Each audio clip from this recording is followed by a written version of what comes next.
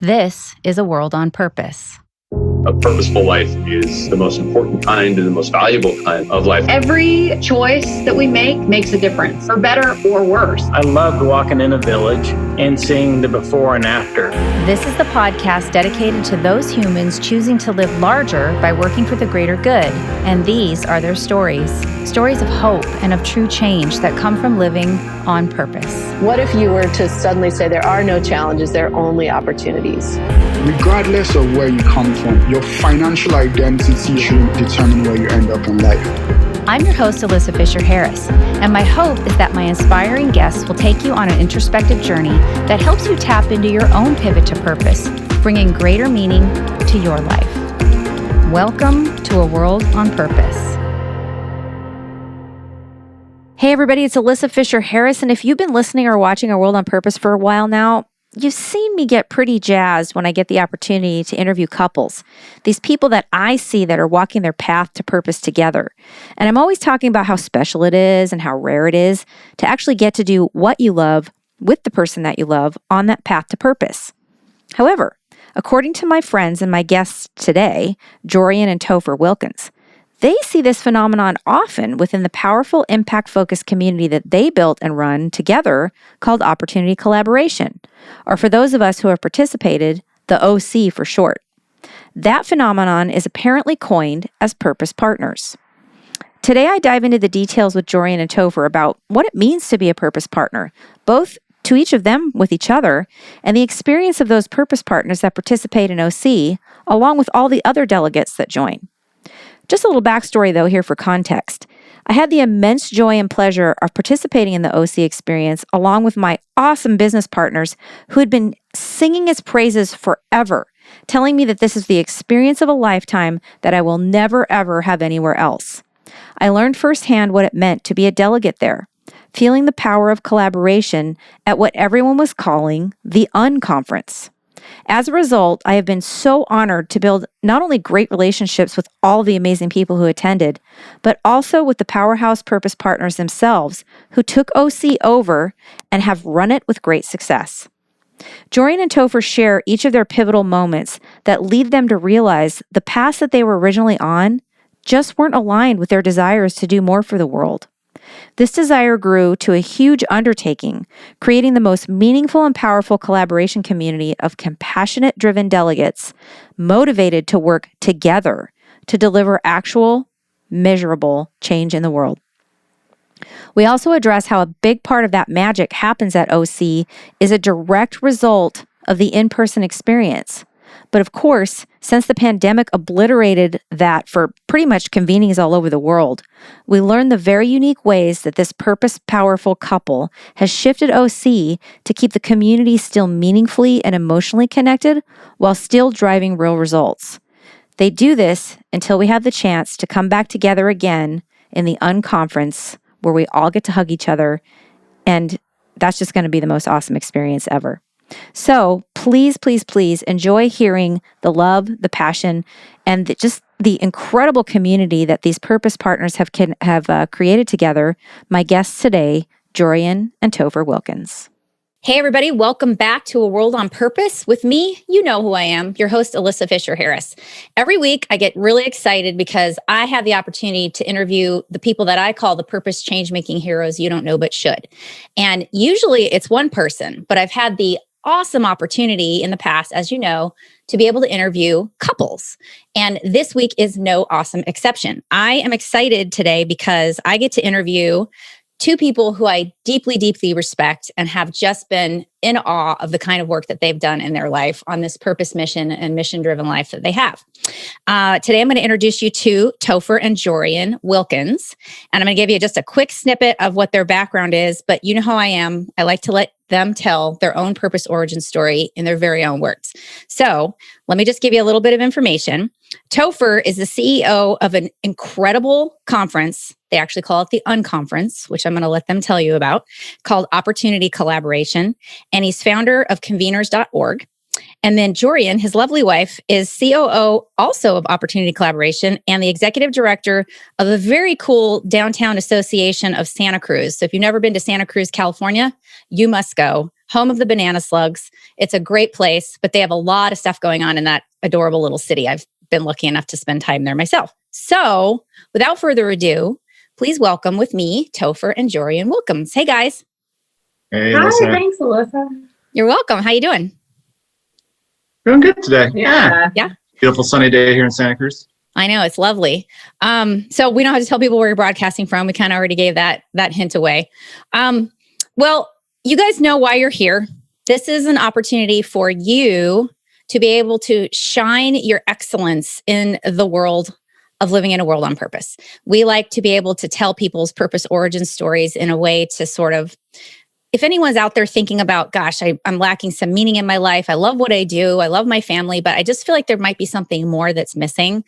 We give them the opportunity to hear really inspiring stories like yours and, the ups and downs, trials, tribulations, and also the real impact that the kind of work you two have chosen to do that is so meaningful. And so I would just love for you guys to start, whichever one of you wants to start. You can rock, paper, scissors for it, but let's just dive into your origin stories and how you guys got here to this incredible place of this work you've been doing in the impact space. Please, honey, you go first. You want me to go Yeah, first? you go first. The origin story, I love it. So this was a turning point kind of in our life? Yeah, maybe you were always sort of mission driven, but we have this hashtag on World on Purpose here called Pivot to Purpose. If there was, maybe it was multiple moments or one particular moment where you realized, wow, I just want to leverage my life, my talents, my skill sets towards purpose, something greater than myself. Yeah, for me, I definitely had an aha moment and had a long life of happy hedonism. I would say up until that time, and I had been surrounded by really good people who cared about doing things in the world, but I hadn't grown up being taught that was important necessarily, and then it was more important to follow whatever you were passionate about. And I grew up traveling, and I always wanted to build a hotel, and I never built one, but I got to work in a really incredible place as the general manager with Topher alongside me. The assistant general manager of Denton Hot Springs in Colorado, right outside of Telluride. And this is a restored mining ghost town with 1,400 acres surrounding it. It's like heli skiing and fly fishing in the summer. And it's owned by some German billionaires who've done just an incredible job with the interiors. It's like no place on earth. I loved doing that in many, many ways. And was gratified when we won an award from TripAdvisor for being the #1 all-inclusive luxury resort in the United States. And we got this crystal plaque they sent us. Cool. We sent it home with the head housekeeper and sent it home with the head chef and sent it home with the head of maintenance. And at some point it ended up back on my desk. And at the time I was 6 months pregnant with our second son. It's named after that place, Denton. We were also hosting our biggest client of the year, which was a repeat guest. The top salesman at Marlboro came out, and as the incentive trip for the people that sold the most cigarettes that year, they got to come to Denton Hot Springs and enjoy it for for a weekend. And they were chain smoking in the resort right underneath my office where I was admiring this plaque I had won. And I was thinking, wow, I am just like #1 at the world at helping these jerks kill my baby. I got to figure out something better to do with my time, skills and talent. And that really was a turning point for me. And it started me really thinking back to a question someone asked me a long time before, which was like, how can you serve? And it wasn't a question I'd really ever asked before that, because I thought, what do I want? What do I need? What do I, And so once I'd gotten everything I wanted and it wasn't all it was cracked up to be, I thought I'd try on that other question. All right, that's enough about me. Your turn. All right. Well, we're going to ask you more questions, but yeah, Topher, please. That was really, very special. Happy hedonism, huh? That's in a way that actually describes part of my journey here too, Alyssa, which is, so I was born in Middlebury, Vermont, incredibly quaint, bucolic little college town in New England, and then grew up in Hanover, New Hampshire, which is pretty much the same environment. And neither of my parents were professors. They just loved this like small New England college town vibe. And it was a great place to grow up as a kid. Very safe, very community minded. very traditional that way. And yet also a very slim sliver of humanity at the end of the day. When I was 18, I was like, all right, this is it. Here's my chance to spread my wings. And I'll go all the way across the country to Southern California. So Jorian and I both went to Pomona College, part of the Claremont schools down in the LA area. And lo and behold, Claremont Colleges, if any listeners have ever been there, it's kind of like the West Coast version of a small New England college town. So, a lot of the same. And it wasn't until the fall semester of my senior year that I embarked on a semester abroad program through the School for International Trainings out of Brattleboro, Vermont, coincidentally. And it was a 3.5-month program. We spent the first 2 weeks in Nairobi. And then took the train to Mombasa, and the next 3 months were spent living with Kenyan families, learning Swahili, eating gobs of chapati bread and chai tea, and wearing the clothes, and really just immersing ourselves as much as possible into the culture and the environment. And that of course is an incredibly eye-opening experience for me. I mean, I'd led a relatively happy, hedonistic, and privileged existence up until that point, to say the least. So this was my first foray into just a new world beyond anything I'd ever experienced. And that was a big pivot point for me in terms of realizing how much privilege I had, first of all, and most importantly, how I could leverage that to be potentially a force for good going forward.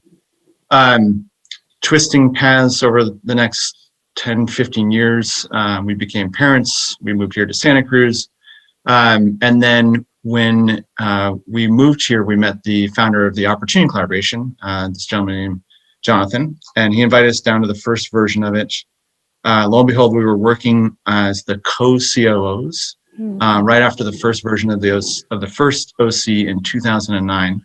And then in the year of 2010 is when Jorian gave birth to our third son. His name is Justice. And so, this whole time we had been working together in different professional capacities, Denton Hot Springs being one of those. We also created something called the Highland City Club in Boulder, Colorado, where we were there. And yet this was the first time that I essentially needed to be on my own professionally. Jorian gave birth about 2 weeks before the second version of the OC. So our son was born in September 2010. The second version was in October for OC the next month. And lo and behold, I was there by my lonesome. I didn't have my sweetheart, my purpose partner by my side to help me out. And it was super scary. I mean, I've always believed in the power of our partnership, and we have a lot of complementary skill sets. And yet here I was just sort of doing it on my own, and ran around like a chicken with my head cut off for the first couple of days of this 5-day event. And about halfway through, took a deep breath, took a break, took a step into the warm waters of the Pacific Ocean, where we host the OC typically. And it was then that I realized that this work around convening global change makers was my purpose in life. So there's sort of two moments there. This trip to the East Coast of Africa, where I sort of opened my eyes and broke my bubble. And then the second moment in the fall of 2010, at the second version of the Opportunity Collaboration, where I realized this is truly why I was born. That's beautiful. I love those stories. And I love that, one of the reasons I love interviewing couples is because you talked about the term purpose partner, which I want to touch on. I love that so much because people who are living in, a intentional life towards purpose is great when it's a solo journey and you're feeling all this great meaning. But to be able to, I always say, to be able to do what you love with the person that you love is really special. And I always thought it was sort of unique. But Jorian, when we pre-spoke, you were like, "Nah, we've come across a lot of people who actually are purpose partners." And so before we get into OC, because I would really love for everybody to understand why that pivot mattered to you, what was so unique about Opportunity Collaboration, let's talk a little bit about the purpose partner situation and what you've come across. I know part of it was through Opportunity Collaboration, but why that matters to have a purpose. I first of all, I want to give credit to Shireen Badawi in case she ever hears this, because she definitely taught me the phrase purpose partner, and she and her partner also work together on things they think are important. And when she brought it up to me, I realized that there were always couples like that at Opportunity Collaboration, and probably, in general in life, here in downtown Santa Cruz, we have lots of mom and pop shops, which are another version, I think, maybe of a purpose partner working on your little store, little entrepreneurial venture together. Could be that way for you, especially those that are really involved in their community. Mm-hmm. So what I've always thought is cool about when people always ask me, like, how is it to work with your husband? Like, that would drive me crazy. It's the kind of comment you get from people who don't see the upside of it, like you clearly do. I've always said that for me, it got so much easier when we started working together. There was a small period of time, when I was in different grad school and he was in different grad school, and we had different work. And I was jealous of the time that he was off doing his own thing and he wasn't doing stuff with me. It would be like, well, when are you done with that? And when is it going to be time for us to hang out? What are we doing? When is it us time? And, oh, that's great that you're working on all those things. And I'm happy for you at some level, but I also want you back here with me. And I think once we started working on the same work together, that really shifted for me. And I would feel like, oh, you're going to stay late? Like, thank you. Awesome. You're good. You're going to do it. I'm going to go do something else right now. And I really appreciate that you're working on that thing instead of feeling jealous of your project. I really, really, truly felt like invested in that and less, I guess, jealous of his time. And he was more free to work on the things he wanted to work on because they were the projects that were a mutual priority to us instead of just important to one of us. Interesting.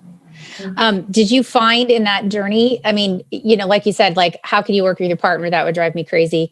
Obviously you're very simpatico, clearly, but sometimes you're still two different people. So you might have two different viewpoints, two different ideas on how something should go, like, how do you navigate that as purpose partners? Again, before we get into OC specifically, we're going to talk about how you created this incredible, unconference experience and why you called it that. But let's just talk a little bit more about that for people who actually might be thinking about it, but might be a little bit reticent because it isn't, there might be a lot of purpose partners out there, but sometimes it might not be the easiest thing, especially because what if we're going to ruin our relationship? And what if we disagree? And it's like building a house, together. Sometimes you don't disagree on the same backsplash or something. Granite. Okay, got it. I think, well, it's been a delicate dance over the years, Alyssa. And I think what has ultimately transpired is that we've found very clear sort of niches where we occupy expertise, very clear areas where our skill sets are complementary, and also where our skill sets need to have their own place, their own existence. I for example, always say yes right off the bat. Jorian's more inclined to be like, wait a second, let's examine that, and then maybe get to a yes later. I love to be out there, rubbing elbows and kissing babies and shaking hands and building partnerships and sort of weaving that web of connectivity. And Jorian has incredible business acumen and keeps everything running so smoothly and manages incredible number of logistics simultaneously. So there's all sorts of other ways that I think our skill sets align and I think we've always had third parties involved in our work life, right? And so that's also really helpful, so that it's not like when he and I disagree about the direction of the organization or some strategic question that we just have to argue about it until one of us wins. We can defer to our board. We can go to the funder or some other party who's involved in what we're working on and say, we really value your opinion on and we're not agreeing on this, and we've decided we're going to go to you for wow. The final vote. And we've done that, I think, many, many times. And fortunately, I don't think either of us have giant egos about those things, and neither of us want to win. We want to have the right answer, and it makes both of us uncomfortable when the other one's taking a different position. So we're really happy to go find, third party advice when those situations come up, because we're questioning, I think, our own judgment when we're not on the same page. Right. I think that's great too, because that's really smart, actually. And it says a lot about you two as co-founders, because, you've probably heard of the term for any entrepreneurial endeavor, there's the founder syndrome. And sometimes it's hard to step away And when you're so involved and emotionally connected to see where you might be missing something and to be able to have that counsel around you and be open to it, it says a lot about both of your character, I think, too. Not that, not being open to it means there's anything wrong. It's just, sometimes you can proceed a little bit better when you have that openness to others' injections, into your work. I love another layer here, Alyssa. Sorry, I just got to please. Is that this partnership has also allowed us to partner parentally in terms of raising the kiddos together. Oh, right. So, in a lot of couples, the dynamics is one person is bring home the bacon, the other is make sure, the kids stay fed and clothed go to school. Because of our professional partnership, we're able to intertwine raising the kids as well. To the extent that, we bring them an opportunity collaboration every year. We work from home. We're constantly sort of weaving in and out of those professional and parental responsibilities in partnership with each other. Mm-hmm. That's such a good point. I love that you could have brought that up, and that it became an enriching experience for you with your children instead of something that wasn't. Before we get into more opportunity collaboration, because that's a lot of the majority of what we're going to talk about, I'd love to touch a little bit on some of the other endeavors you're involved in too, because you guys are multifaceted in the world of purpose, which is so cool. And you bring these incredible skill sets, talents, and life experience to helping amplify those. So let's talk a little bit about conveningsorg, Topher. And then Jorian, I love the idea of being so global in a vision for purpose, but also there's something really meaningful being said to doing something locally, right, in your own community. So I want to make sure we touch on that too. So Topher, why don't we start with you and talk a little bit about Conveners for anybody who'd love to know about it, because I just love what you've done there. Thank you, Alyssa. Yeah, great. Well, maybe the origin story is a good place to start. So, as I shared, I had this sort of awakening in 2010 at OC, and based on that revelation that this work was truly my purpose, I told the founder about that experience, and ever since 2010, Jorian and I have basically been the leadership behind the OC. And when that transition transpired, I started to meet a lot of my peers in the sector. So the folks who run SOCAP, for example, and Skull World Forum and Global Philanthropy Forum, Social Innovation Summit, Global Innovation Summit, Summit Series. There's hundreds of these impact conferences out there in the world who rely on the power of convening to create social change. And it was always a pleasure and a joy to meet these peers because we were clearly, aligned, doing the same work for same reasons in very similar ways. And yet, what I discovered was this very thick irony around the fact that we as a group of conveners were providing ways for everyone else in the impact ecosystem to get together and share ideas and resources and best practices and reduce redundancy as a result and create all these wonderful partnerships and collaborations. And yet we as a group of impact convening peers were like not talking to each other. We would overlap dates without even knowing it in terms of our respective events. Essentially, we were not doing the work for each other that we were proposing everyone else do via our respective convenings. So there, on the one hand, there was this like terrible irony that we had to solve for, practice what you preach type of solution. And on the other side of that coin, there's also this realization of like, oh my gosh, like if we actually work together as a orchestrated ecosystem of events for the world of impact, like imagine what's possible given that. If we actually figured out ways to collaborate and use these different convenings as linked touch points throughout the course of the year for the stakeholders of impact, like, the field building power is enormous. So anyway, that drew me to bring together an initial group in the fall of 2013. And from there, it's grown and flourished. Conveners.org is its own independent 501c3 organization. Opportunity Collaboration is one out of hundreds of members that are attached to the organization and connecting in a peer-to-peer network. And in essence, the role of Conveners.org is to be that sort of neutral territory within which a lot of these peer organizations, the Skulls and the SOCAPs and the OCs of the world, can have these really open and honest conversations around like best practices, tools, techniques, who are the greatest speakers that we need to be aware of, or what conversations are trending in the sector that we should be paying attention to, And again, how do we do that work for each other that we're allowing everyone else to do at our respective events? So it's been a joy. I'm just so everyone knows I'm currently the chair of the board over there, and that is a very active role that I carry alongside Jorian's work with OC. Yeah, and it's really great too. I was really impressed because I got to participate in some of your convening circles, as a participant, which was really meaningful experience because it's not just going back to the fact that all these others impact companies and organizations are operating in silos, but how could they actually make something meaningful happen and have an actionable plan to make tangible difference, which is what you guys have done with the circles, which I love that. Jorian, I want to get into what you're doing in Santa Cruz, but this is a great place for us to take a quick break for our crew who's been listening. This is sort of the spot where we say, go drink water, take a breath on purpose, and come back. So everyone go take a quick break and we'll be right back. And we're going to dive into Jorian's impact work on a local level in the awesome, tiny, cute little town of Santa Cruz.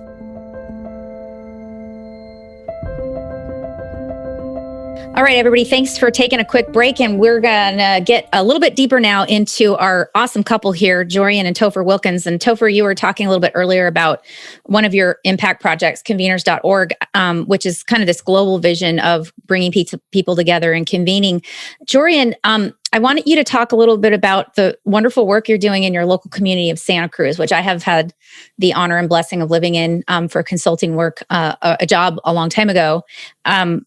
It's really important to think about making an impact in your own community, right? And so I'd love for you to touch a little bit about what you're doing there and why that was so meaningful to you to do when you're also doing all this stuff on a great global scale as far as purpose and impact goes.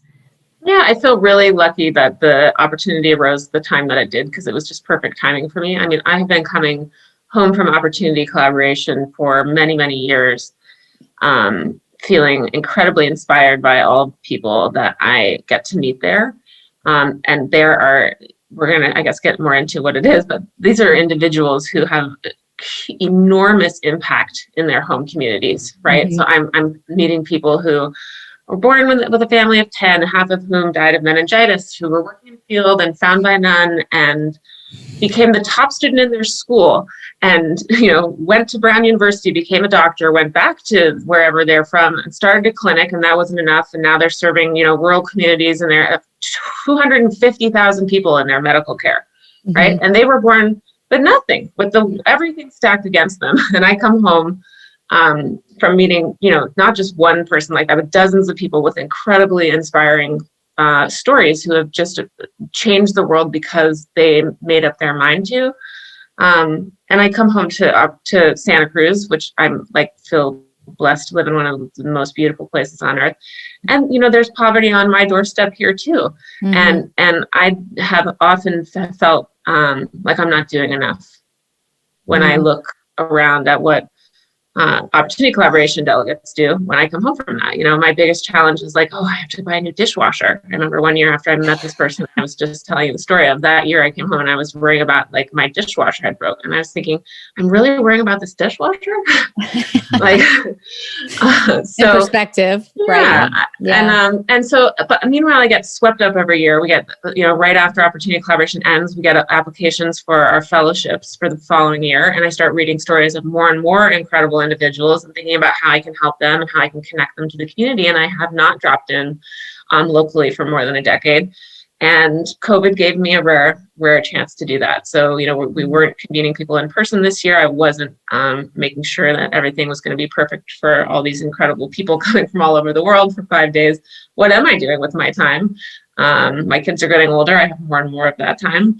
And it just seemed like a great opportunity to get involved locally. And I was lucky that the Downtown Association of Santa Cruz was looking for an executive director.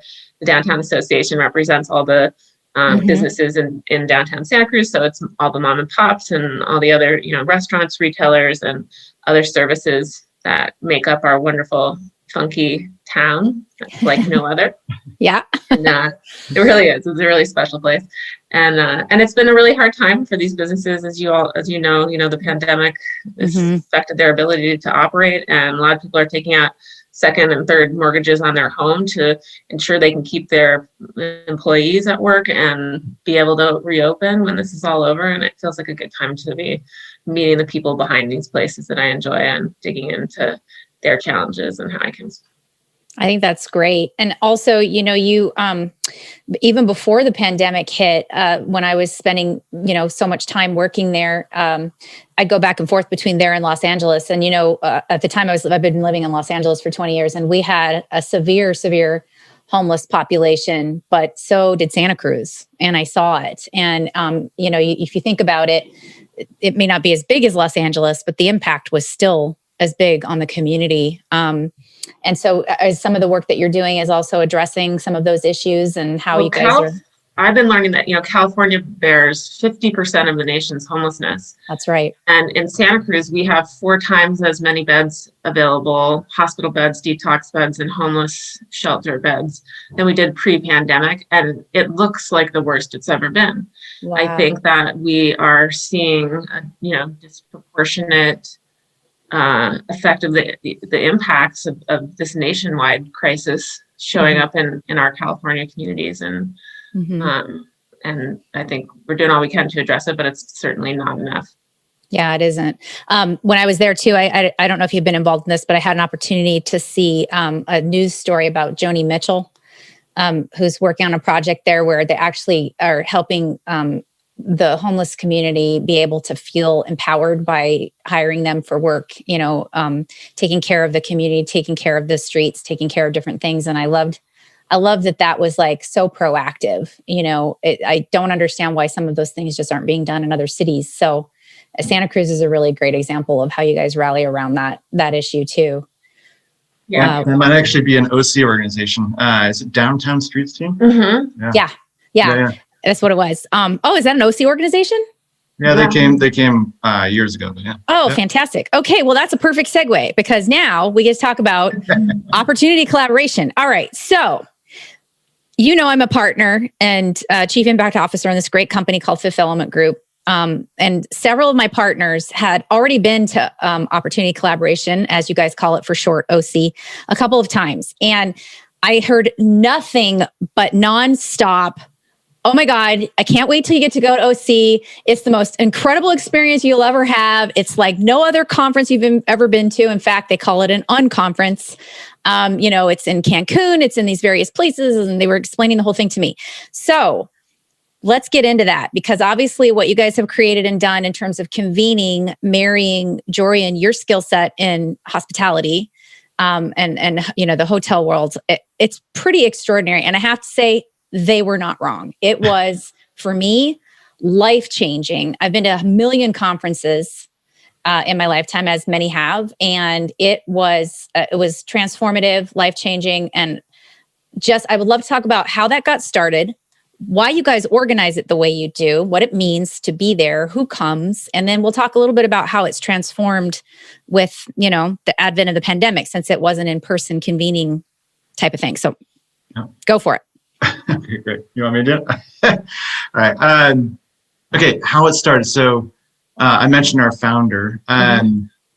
He was also the founder of something called Microcredit Enterprises 25 years ago now, maybe. Oh my gosh. One of the first microlending institutions that was based here in the United States, primarily working with borrowers all across the global South. So this is right around the time that Muhammad Yunus was getting Grameen Bank off the ground, and there's just a lot of interest and fanfare, frankly, around the world of microlending, microcredit. A lot of folks said, this is it, you know, this is how we're going to solve global poverty. So our founder had a pretty close experience with the world of economic development and solutions to poverty in that role with microcredit enterprises. He had done a lot of standard, typical, traditional, and oftentimes very boring and ineffective conferences out there in the economic development world, and realized that there had to be a better way to bring people together, especially the people that he was interacting with when it came to impact. And one of the things I'll never forget is he developed what he called a bug list, like all the things that pissed him off around the way that most conferences are structured.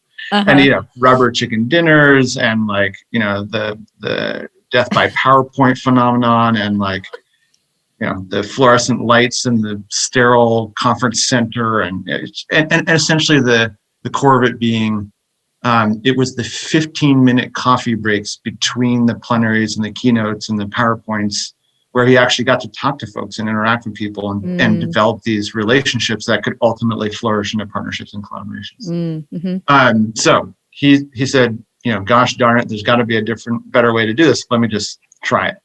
Now, Jorian and I, as I've shared, got involved early on, and while his initial vision is still in place, this unconference model has certainly grown and evolved over time. And the essence of it mechanically is there are sessions on the agenda, but they're simply a circle of chairs in a room. And the delegates of the people who attend Opportunity Collaboration, those folks are in charge of facilitating a dialogue as opposed to speechifying the whole entire time. There's a lot more to it. Yeah, there's a lot more to it in terms of the mechanics and how the unconference model really works. But the essence is how do we get these incredible change makers from all around the world, folks working in the traditional nonprofit space, folks in the for-profit impact space, folks from the philanthropic foundation world or impact investing sectors, or folks from the corporate side, media, academia, et cetera.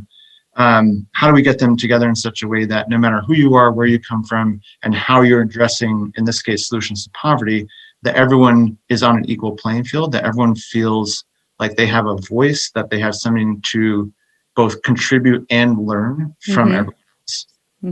And if we can develop that type of environment for this incredible cross-section of global change makers, then the hope is that they'll develop foundations of trust and empathy with each other, such that they can then work together so much more effectively. So a lot of the convening power is around getting these people sort of outside of their professional personas, getting them to have really open, honest, and authentic dialogue with one another, have a lot of different types of shared experience with one another. Alyssa, as you mentioned, we take over a Club Med on the beach typically, so folks can bring their families and they'll go swimming in the ocean between sessions, or try flying on the trapeze for the first time, or hang out late night at the open bar. Like, there's all sorts of ways that people are interacting beyond the formal, or I guess informal agenda that we curate every year.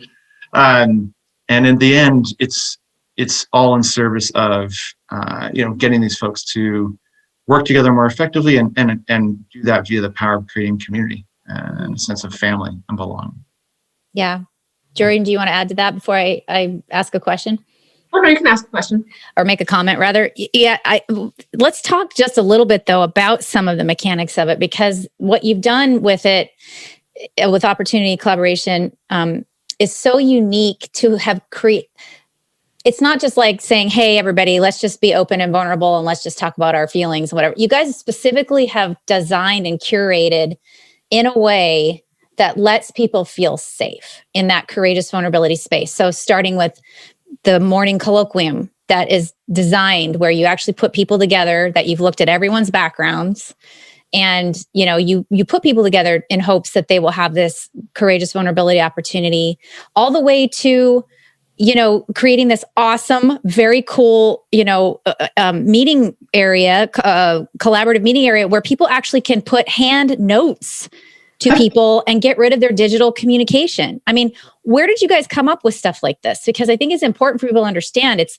You explained it very well, but those little nuances, I think, make such a difference in that safety zone, that ability to feel like we're all in this together and to really create that in-depth collaboration with each other. I love that you totally named just two things, colloquium and mailboxes, which are just like so Opportunity Collaboration's culture.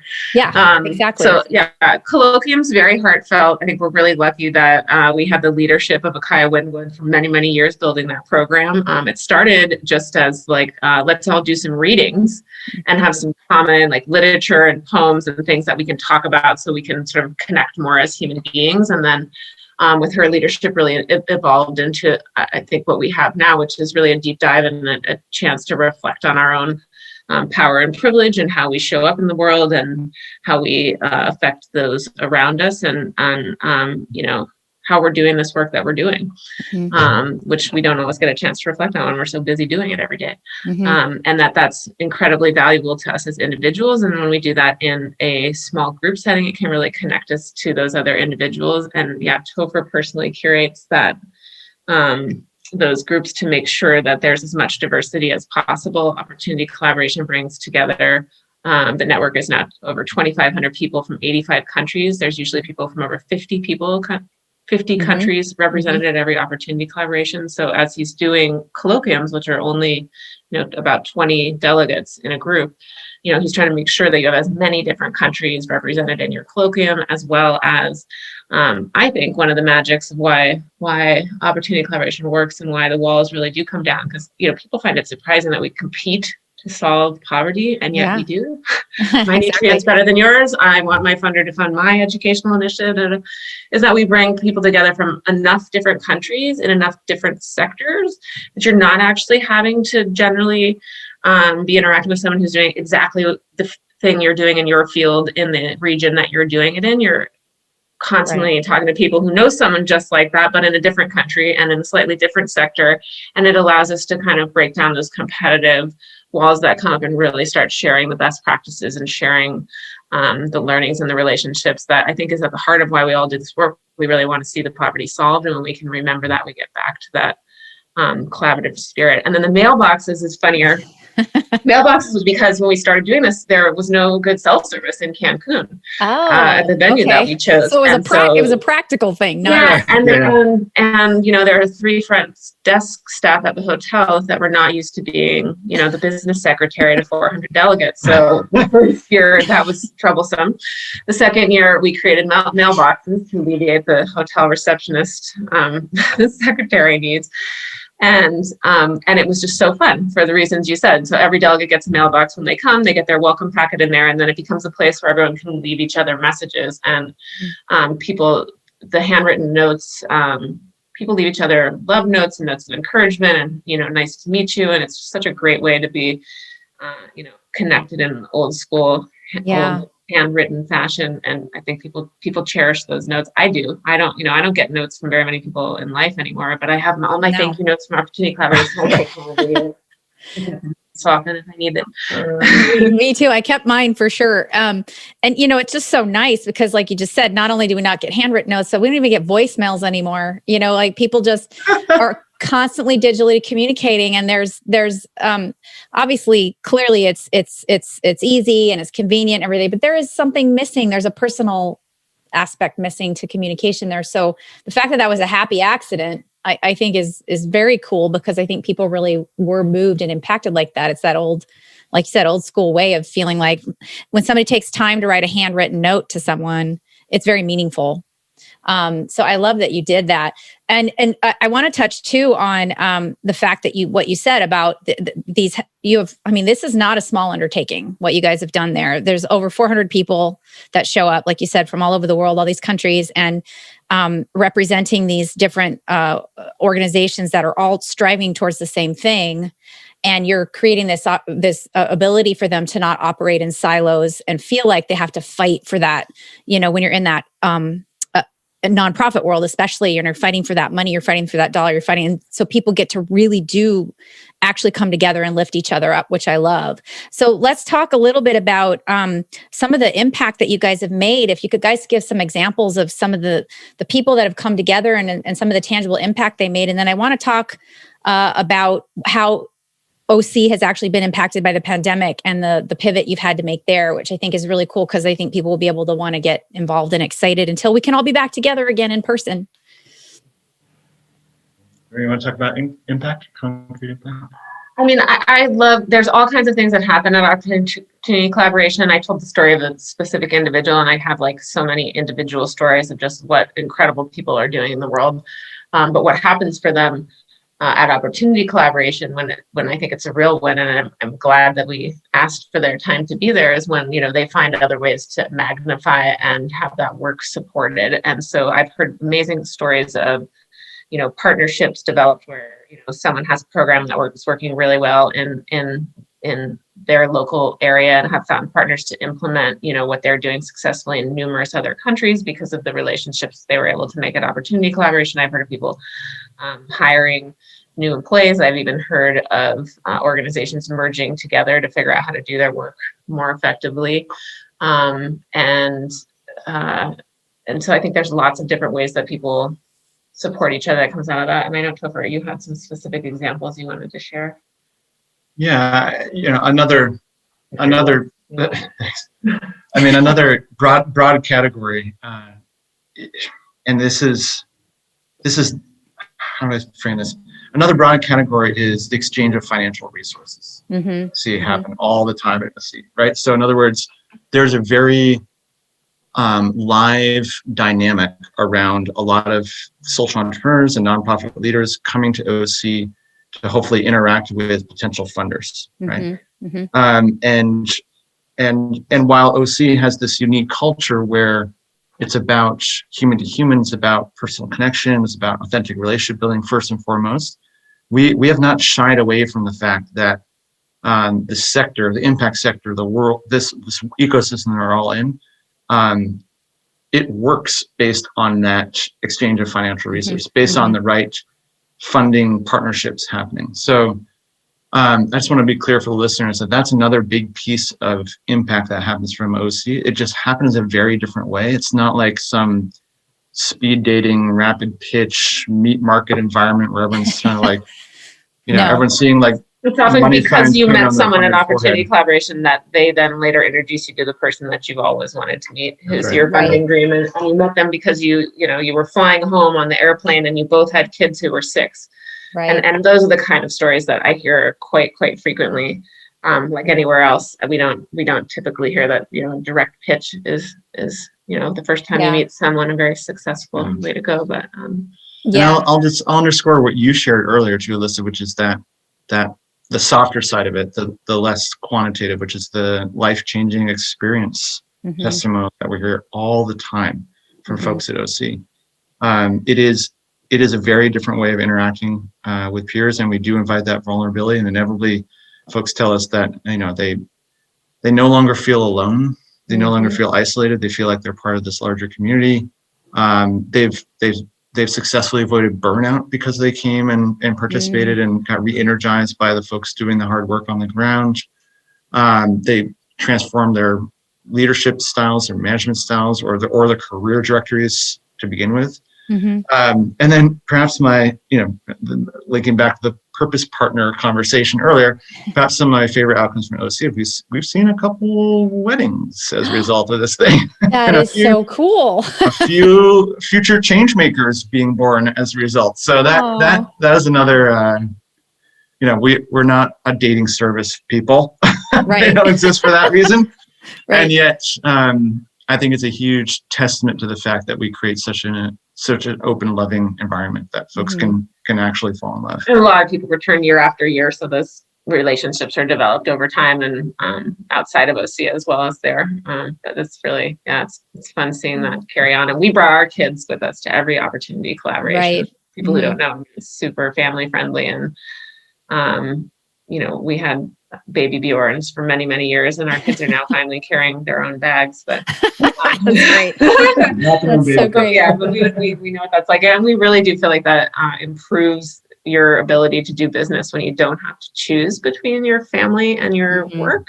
It allows you to do a better job at work, and we think that the families are some of the best relationship makers too. Again, they're not out there with this like, I need something. They're just genuinely hanging out on the beach with their kids. And we've seen that result in some, lifelong relationships between that's great organizations and the resources they need. So that's cool. Right. And think about also the generational impact you're making on all these young children. Like you said, the next generation of purpose makers and impact makers. I mean, these kids get to watch what their parents are doing. And even though they're playing at the pool and stuff like that, they're hearing conversations. They're seeing things happening because it's not just a big party. People are talking about meaningful things.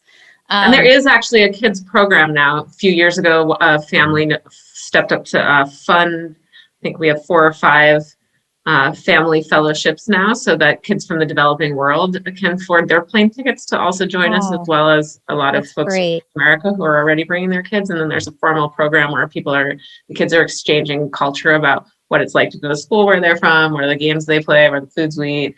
And they do workshops for each other. It's really they're learning about the sustainable development goals and what does it mean to be a social entrepreneur. And Yeah.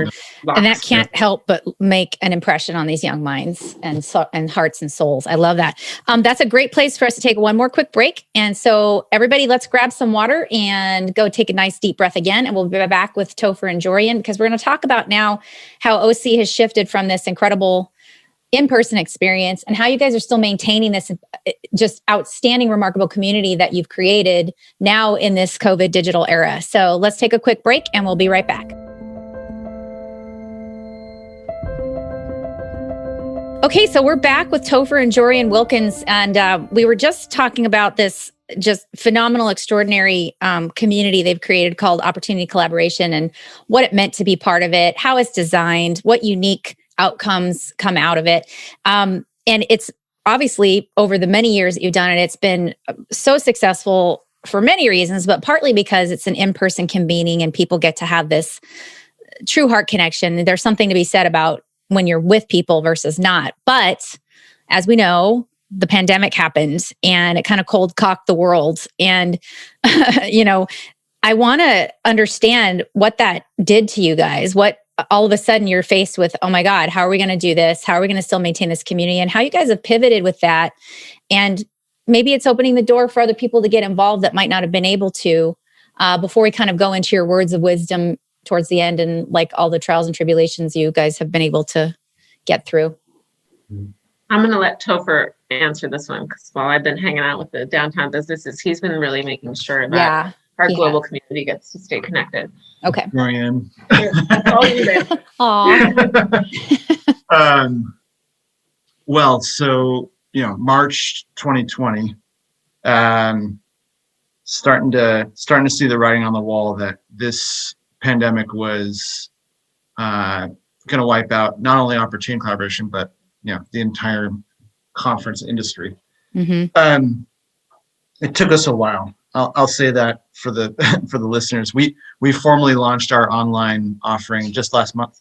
Mm-hmm. So where there are a lot of peers of mine in the impact convening sector who were quick to jump into the online virtual world, we took our sweet time. And I think part of that is Joy and I frankly had to figure out how we're going to feed these 3 hungry boys. Mm-hmm. Yeah, of course, because it's reality. Yeah, because our entire financial model was previously hinged around the one big global in-person event. Mm-hmm. Another part of it is I wanted to take the necessary time to understand what is the broader landscape of virtual community opportunities. What do folks really need, and what are they looking for when it comes to jumping into these online opportunities? And where does OC fit in all this? Mm-hmm. So I'm happy to say that in partnership with conveningsorg, actually, OC365 was launched. The core of it is monthly touch points, 3-hour calls, very much the opposite of a Zoom webinar. So highly participatory, incredible cross-section of change makers around the world. Lot of different breakout rooms and small group conversations and delegate. It's basically taking a lot of the lessons learned from this unconference model over 10 years of in-person gathering and trying to translate a lot of that into this online realm. And to your point, Alyssa. And can I also say leveraging conveners' knowledge of very cool technologies, because they play in some other non-Zoom platforms, which whenever I get to use them are like the most fun I've had online.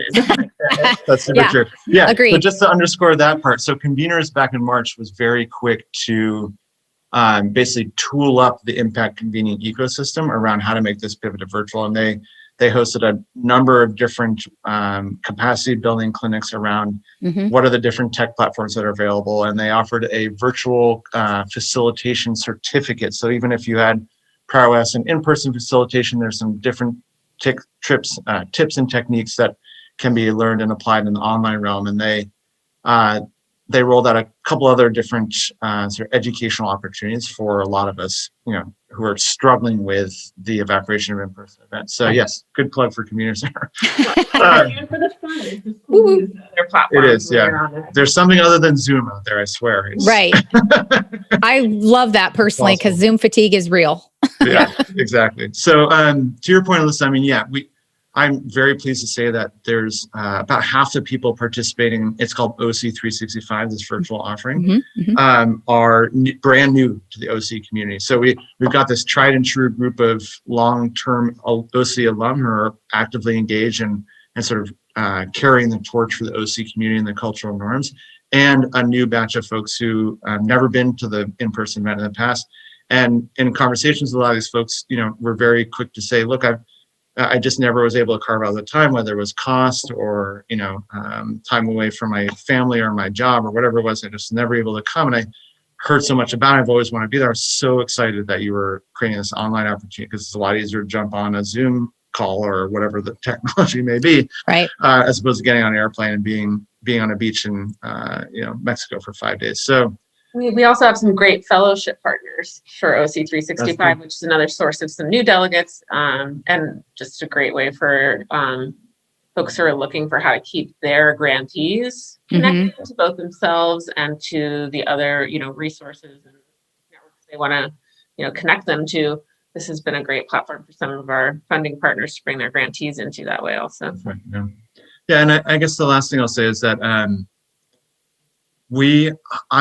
realizing with a lot of humility that this is here to stay. That for many years, folks have been asking me to figure out some online component for OC, so that there are regular touch points in between the big in-person global event every fall. And I kind of dismissed them summarily and be like, no, it's all about the in-person. It's all about the face. And yet, here's my slice of humble pie, hot and steaming on the plate, and it's very real. Like the ability to create some semblance of a human connection in these new online platforms is there, and when it is safe to return to a big global version of OC, OC365 and these monthly touch points and the online engagement will continue to exist. I think there's going to be a lot of symbiosis between the online and the offline offerings going forward. Yeah, I would agree with that. And I think when people have been impacted so deeply by something, they are looking for some way to make sure that it doesn't go away, that doesn't evaporate for the rest of the year until they see each other again. And so it's nice that, it's never fun to eat a piece of humble pie, as you say, but you're a brilliant, smart person. And I'm sure somewhere in the back of your mind, you were thinking, well, how do we facilitate that? And it's sometimes something comes along and it forces your hand to figure it out. And I know that you and I have talked about some other, hopefully potentially interesting, unique ways that we might be able to bring that in-person experience back to OC, even in a digital world. We won't give that away yet, but for anyone who's listening and interested, keep coming back to O365 and those who are interested in getting involved, for sure. And we're going to tell you how to do that at the end here. I have participated in it and I love it. I think it's so meaningful. And even though it is digital and people are tired of being on digital, the way you guys, once again, have designed the experience, it doesn't feel like another Zoom work call. It feels fun. It feels engaging. It gives people that vulnerable space. We talked about it on the last OC, around storytelling and sharing those parts of ourselves, which was really nice. And so I love that you guys have pivoted this way. Thank you for doing that for all of us. Thank you, Listen. You're welcome. And so, what was that? So we're glad you're involved. Oh yeah, me too. I'm super excited. You guys are never getting rid of me or my partners. So let's talk. Jorian, you mentioned too. I just want to talk about this. A lot of times with the things that happen like this, with any in-person events now being shifted to this level of digital or whatever, you talked about your funders, and you talked about people who are actually helping with your fellowships. And it sounds to me like you were very fortunate that you didn't necessarily lose that. Sometimes when big events go away, that support goes away. And can you talk a little bit about what the fellowships are and the people like Cordis and Boehm in the past? And I would just explain that opportunity collaboration is funded by the delegates. So every year it breaks even because of the delegates who pay to come. And so rather than taking any funding from funders for opportunity collaboration, we've always directed that toward purchasing fellowships, so delegate seats for whoever you think should be at opportunity collaboration. And so we've had great fellowship partners long-term for opportunity collaboration, including the Cordis Foundation and collaboration, and I mean, I have hummingbirds with the Hearts on Fire Fellows. There's some other big groups. Siegel Family Foundation's been doing it for years. There's a number of organizations that have been supporting cohorts of fellows at Opportunity Collaboration for a long time. That's great. And then a handful of those were like, oh, this is, and even some new folks who hadn't been doing it before were like, oh, I want to figure out how to again bring my grantees really into the fold of OC365. So we create these fellowship opportunities for that. And the Cordis Fellowship Program, is actually part of Opportunity, or was part of Opportunity Collaboration. And going forward, we're going to continue to have community funded fellowships as well. Great. Fifth Great. Element Group has been a fellowship partner. Yes, we have. And I thank you for mentioning that, because I didn't want to look like nepotism here, but yes, we have. And because, you're very close to a couple of my partners before I came onto the scene, and you, like me, you impacted their lives deeply, and we wanted to be able to support you in any way we could. So for anyone who is listening out there and interested in bringing this kind of like opportunity, no pun intended, together for people that you care about in the world, there are ways, and you'll be able to go and find it on our aworldonpurpose.com website, and we'll tell everybody where you can find Jorian and Topher after if you're interested, because it's very powerful. It makes change, like real tangible change in the world, and it impacts the lives of so many doing these wonderful things. I kind of like to close the show now that we've talked all about your origin story and what you've done with your wonderful purpose-driven work and your mission-driven life. It's not always easy to be living this kind of life. There are a lot of ups and downs. There's very real experiences, both from financial difficulties to time away from family to all these different things. You guys have figured out a lot of that. I'd love for you to talk a little bit about, humility to a fault, like you said, humble pie. Like how have you guys navigated that? And for people who might be struggling and fearful of, taking that leap into a purpose-driven life, if it means leaving a job, if it means not knowing for sure how they're going to get through it, or if they're in it now and it feels challenging. Can you just talk about that a little bit and some kind of words of wisdom? What were the challenges along the way? How did you navigate it? What would you say to people to keep them motivated towards a purpose-driven life? That's all you, man. I've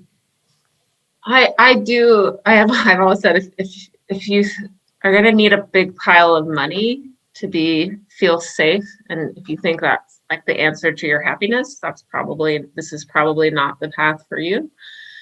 And certainly for me, I have felt like choosing a purpose path has been fulfilling in every way, except financially.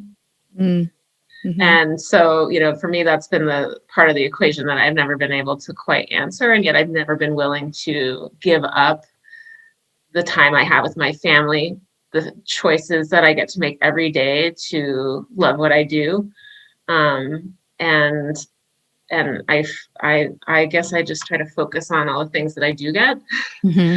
And when I have those moments of financial stress, think, well, at least I'm happy, even though I'm stressed financially. I could be deeply unhappy and sitting on a pile of money, mm-hmm. but I do feel deeply fulfilled, I think, by the life that I live. So the encouragement that I would give to anyone wondering if they should follow their heart's calling is please do, because we're all missing out on your unique talents if you're not doing that. And you have a gift to bring to the world. Every one of us does. And if there's something that makes your heart sing, you need to follow it. You're lucky to mm-hmm. even know what that is. And the more of us who can find that and chase that, the better our world's going to be. So I just encourage everyone to do that. And I think it leads to extraordinary personal satisfaction, even if you don't have a Definitely. Topher, you didn't want to say something? Sure, I'll jump in. I think I'm reflecting on that, and mm-hmm. I think financial health is relative. I think, for example, there was a conversation in the last OC365 around what is enough, Mm-hmm. Mm-hmm. And I think that's a fundamental question that Jorian and I grapple with, recognizing that we have enormous privilege from which we're able to take this leap into purpose. Like, yeah, we're not making tons of money, but we also have incredible safety nets behind mm-hmm. us because mm-hmm. of who we are and our parents and our our class and our siblings and our whiteness and everything else. I mean, we are extremely well positioned to be able to take a leap into purpose, even though we're not going to make a ton of money doing it. Yeah. So I want to center that. And I also want to say what I have been thinking about this ever since you prompted this question is it's like essentially our job is to make sure that, when you look at the world of solutions to poverty and what does extreme poverty mean, in essence, we're talking about Maslow's hierarchy of needs, right? Like food, shelter, water, Wi-Fi to be added to that bottom layer these days. Yeah. And once folks have that base layer of protection, and as Jorian said, feel safe, then I think it's really important that we start to enter into the conversation of what is our true purpose. And for some folks, that's amassing hordes of money, and we can be okay with that. But I think what I've come to terms with is that our work is ultimately about making sure that everyone, no matter who they are and the lottery of their birth, has the ability to realize their purpose in life. That's beautiful, and that's absolutely true. And I think it's important to call that out.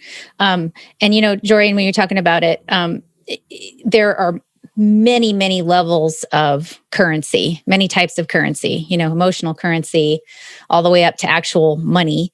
And there definitely is nothing wrong with, I've had guests on the show that say they're unapologetically profitable, and that profit allows them to do their purpose. And that's great. And so it doesn't mean that you can't have aspirations to want to make a lot of money either.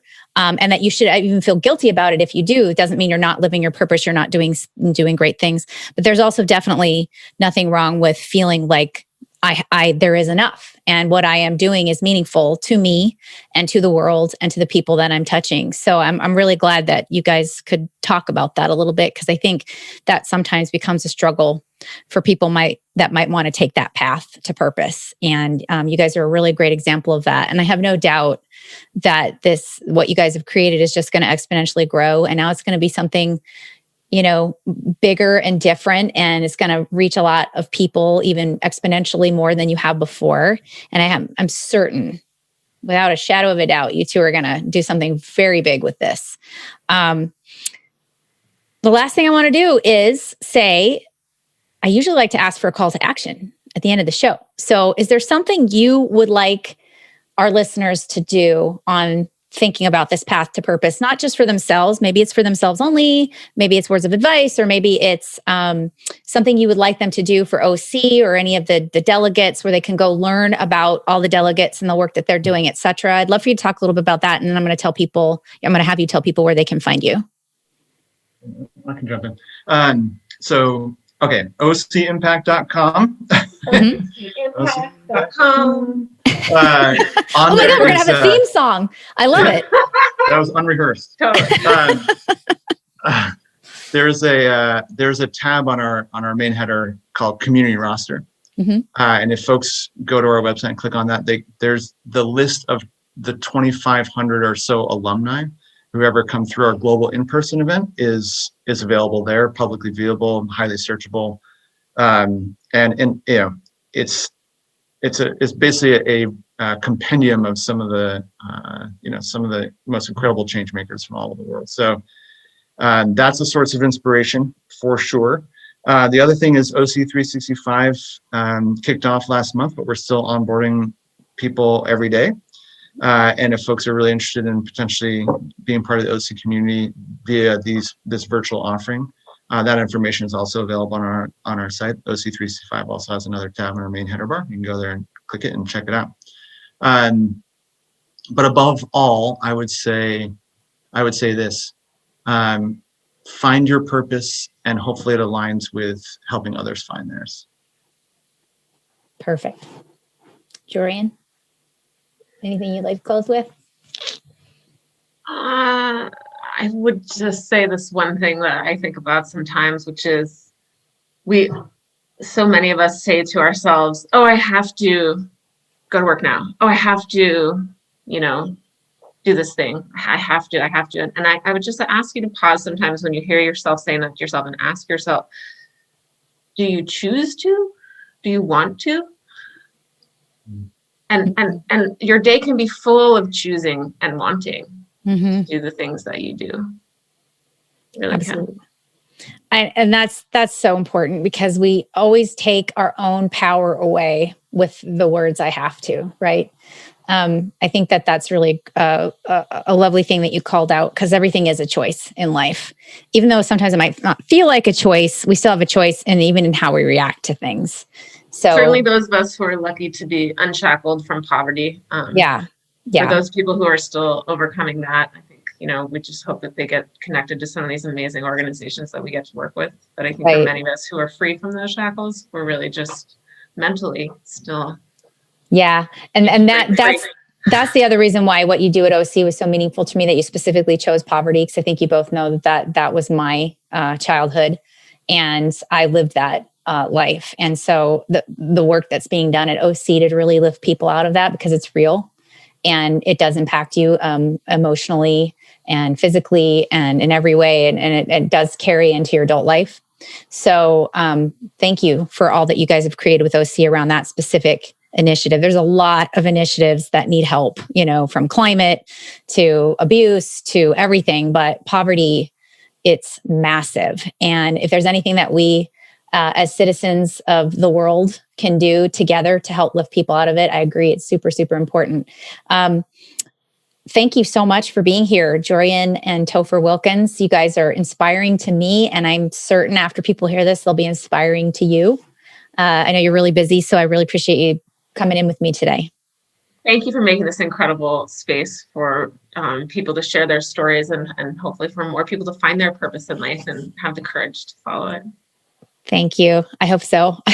That's my goal. All right, everyone. Well, you have been sitting here with me and Topher and Jorian Wilkins. I really hope that you got something beautiful out of it. Every week we try to bring you something that's going to maybe make you think about life a little differently and open your thoughts, your heart, your world to stepping on that path to purpose. If it's something you always wanted to do, if you're already on it, you're not sure how to navigate it. There's so many people out there like Topher and Jorian that are doing this work, that are sages, that are there to help inspire and guide and learn from. So I'm your host, Alyssa Fisher-Harris. We loved having you here today. If you want to find Jorian and Topher, they gave you where you can find them, but you can also find them on aworldonpurpose.com.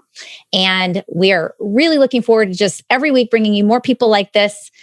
Please go find Jorian and Topher. Get involved with OC. I'm telling you, it is life-changing. And even though we can't convene in person yet, you will feel that when you get involved. Trust me, it's something you're definitely going to want to dive into. So everyone, thank you so much. I'm your host, Alyssa Fisher-Harris, and we will see you soon.